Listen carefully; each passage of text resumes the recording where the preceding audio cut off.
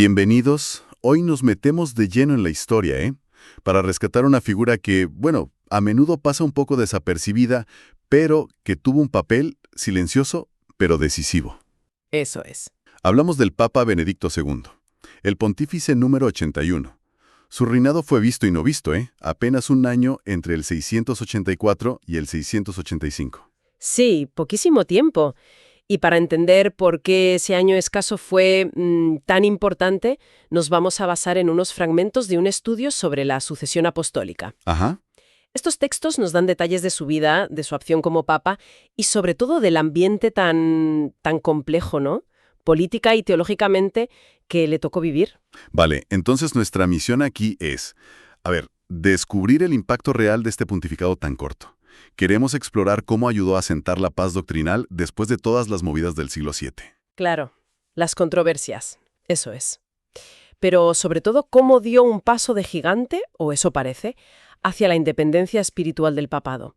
Y vamos a intentar desentrañar un concepto que parece definirlo, la fidelidad serena. Sí, fidelidad serena. Creo que le va como anillo al dedo, resume muy bien su estilo y su legado, ¿sí? Pues venga, vamos allá. A veces, fíjate, los cambios más profundos no hacen mucho ruido, Vienen de una constancia discreta. Y Benedicto II, bueno, parece un caso de esos. Para empezar, ¿qué panorama se encontró al llegar al papado? ¿Cómo estaban las cosas? Pues heredó un escenario, complicado, pero ya más calmado que el de sus predecesores inmediatos. Las décadas anteriores habían sido de una tensión, fortísima entre Roma y el Imperio bizantino. Claro. Sobre todo por la famosa controversia monotelita. El monotelismo. Suena muy técnico, la verdad. Pero ¿por qué era tan conflictivo? ¿Qué había en juego realmente ahí? Pues tocaba una cuestión fundamentalísima sobre Cristo, si tenía una o dos voluntades, la divina y la humana. Es que afirmar una sola voluntad, como quería el monotelismo, en Occidente se veía como quitarle parte de su humanidad a Jesús. Entiendo. Pero, ojo, no era solo un debate de teólogos, Tenía unas implicaciones políticas enormes.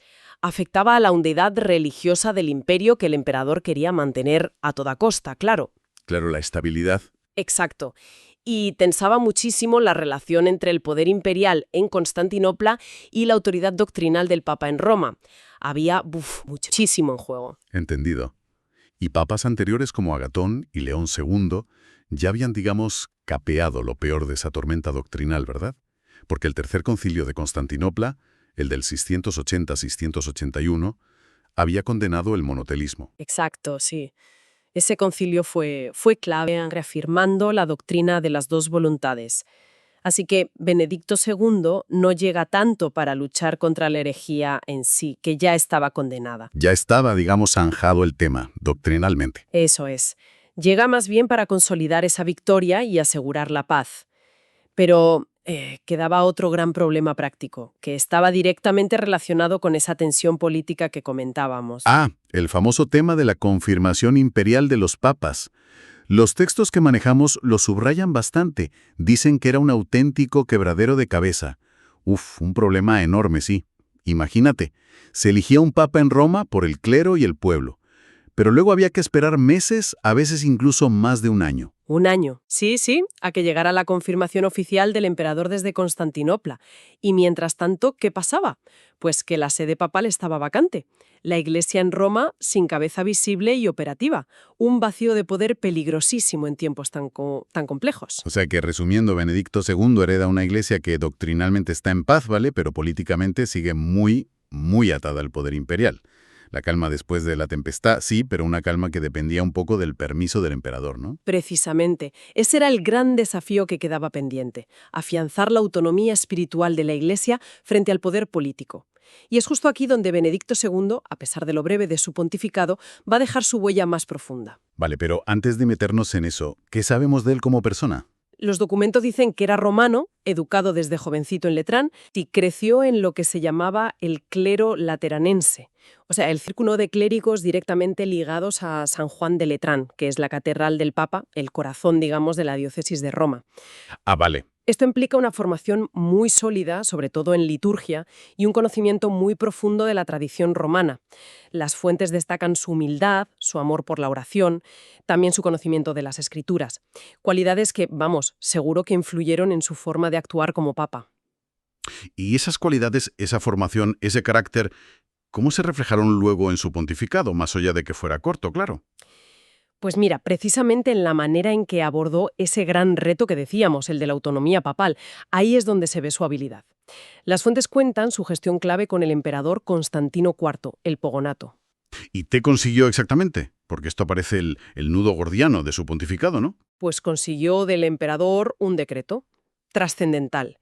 A partir de entonces, la elección papal sería ratificada directamente por el exarca de Rávena, que era el representante imperial en Italia, o, bueno, según otras interpretaciones de las fuentes, incluso por el propio clero y pueblo de Roma, sin necesidad de esperar el visto bueno desde Constantinopla.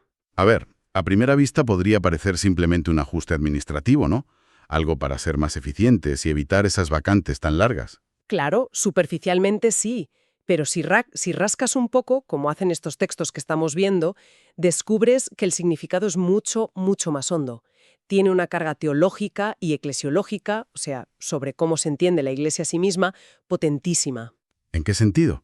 Explíquese un poco más. Pues simbólicamente era como reconocer que la autoridad del Papa no venía del poder civil, no era una concesión del emperador, Ah, sino que venía de su misión divina de la sucesión apostólica desde San Pedro.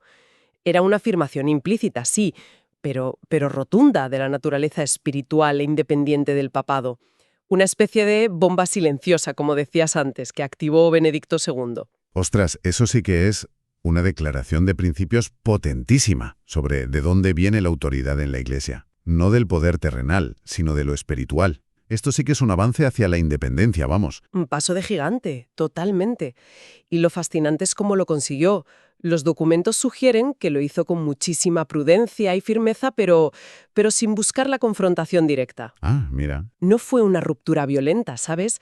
Sino una negociación hábil donde hizo prevalecer, digamos, la libertad de conciencia de la Iglesia. Las fuentes lo llaman una conquista espiritual de orden práctico. Le llama la atención eso, que lograra algo tan importante sin un choque frontal. ¿Explican las fuentes cómo lo hizo exactamente? Más allá de hablar de prudencia y firmeza, ¿fue solo su prestigio personal o hubo alguna circunstancia que le ayudó? A ver, las fuentes no entran en el detalle milimétrico de la negociación, ¿eh? Pero sí que insisten mucho en esas cualidades personales, su sabiduría, su reputación de hombre de paz, de oración. Claro. Eso probablemente generó confianza en el emperador. Además, hay que pensar que Constantino IV, después de las luchas contra los árabes y los problemas internos que tenía, quizás estaba más dispuesto a hacer concesiones para asegurar la lealtad y la estabilidad en Italia. Tenía sus propios líos, claro. Exacto. Y Benedicto II supo aprovechar ese momento con una inteligencia diplomática muy, muy fina, pero siempre basada en su convicción espiritual. Y esa forma de actuar, esa mezcla de firmeza en el principio y suavidad en las formas, es un ejemplo práctico de esa fidelidad serena que mencionamos al principio. Totalmente. Es la encarnación de esa virtud.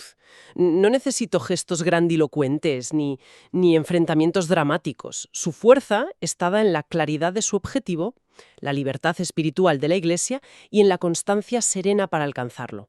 Es una fidelidad que no se impone por la fuerza bruta, ¿sabes? Sino que convence por su coherencia y su paz interior. Vale.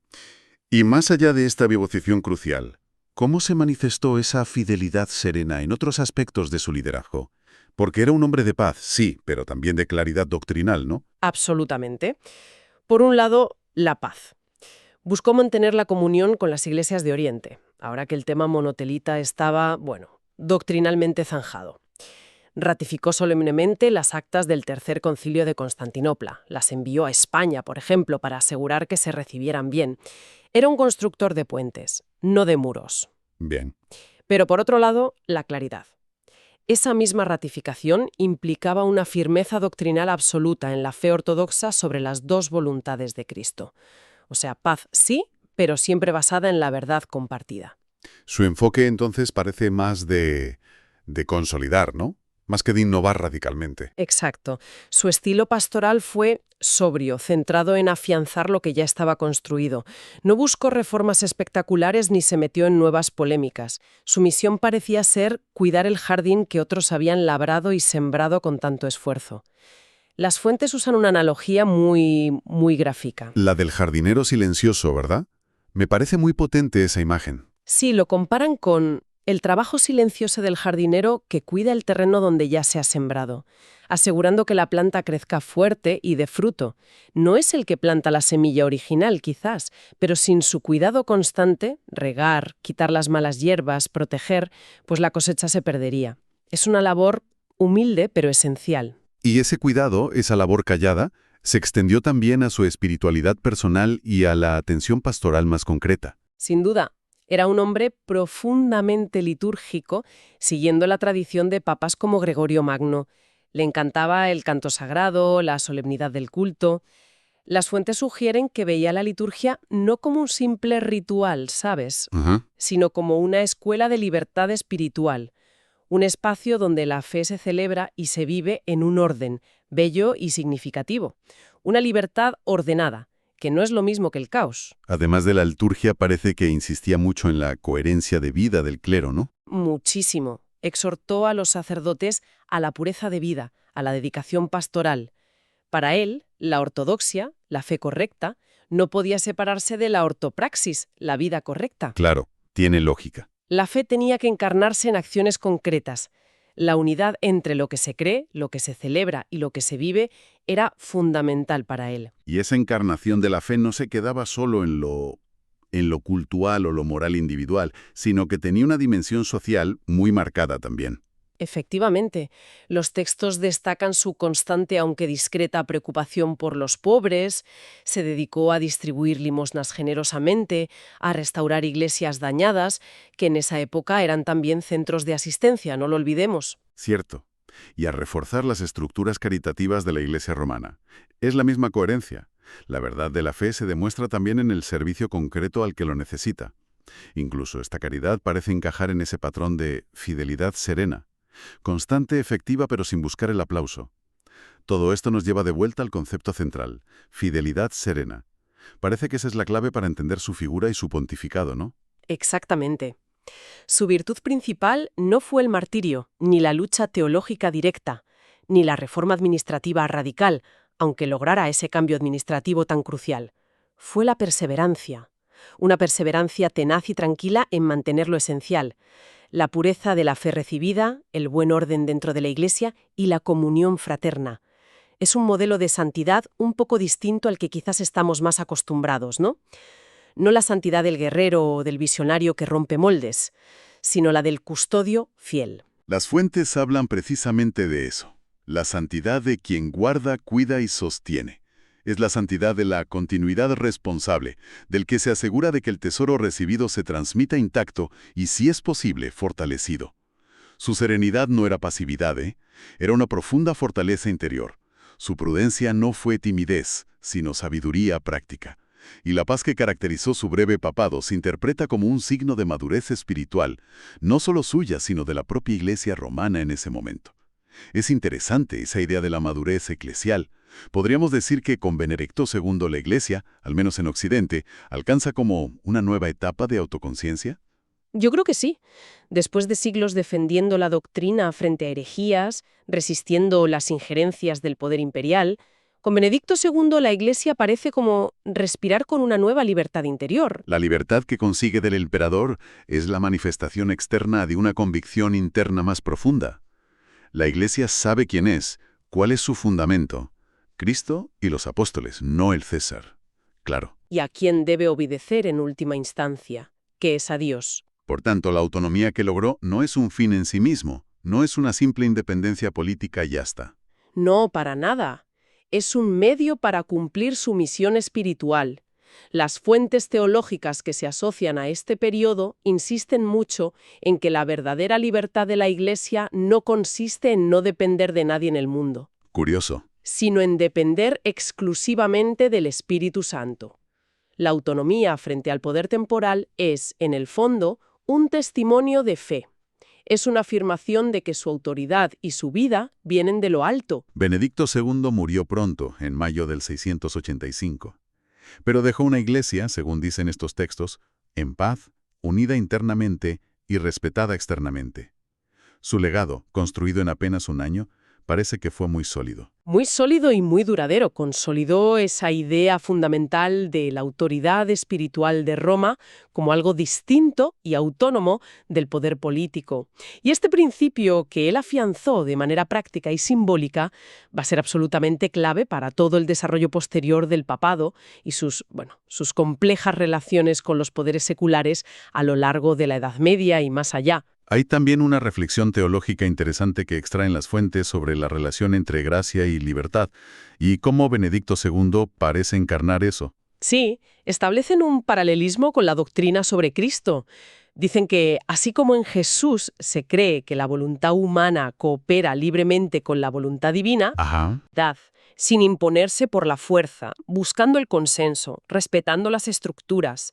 Es una libertad que no se entiende como oposición a la obediencia, a Dios, a la tradición, sino como su fruto maduro.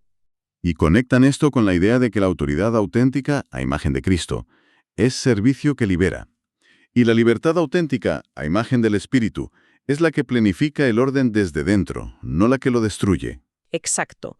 Por eso Benedicto II no figura como un gran conquistador o un reformador de estructuras externas.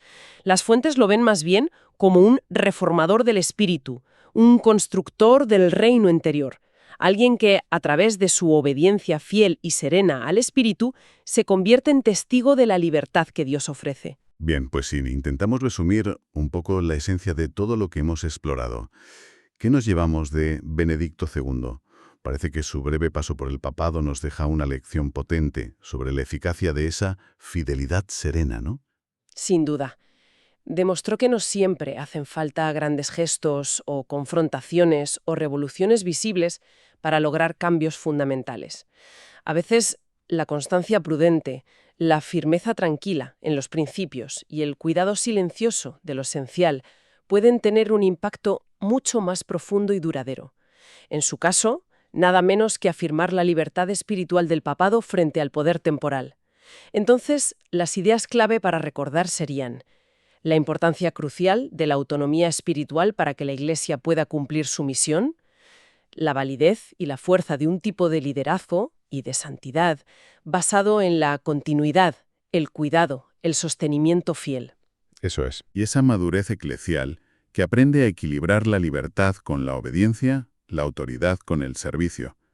Su acción no fue tanto una ruptura radical, sino más bien una purificación serena y una reafirmación de la identidad más profunda de la Iglesia. Un legado silencioso, sí, pero de un peso enorme en la historia posterior. Absolutamente. Y todo esto inevitablemente nos lleva a pensar un poco en nuestro propio tiempo, claro. Plantea una pregunta importante, creo. En un mundo como el nuestro,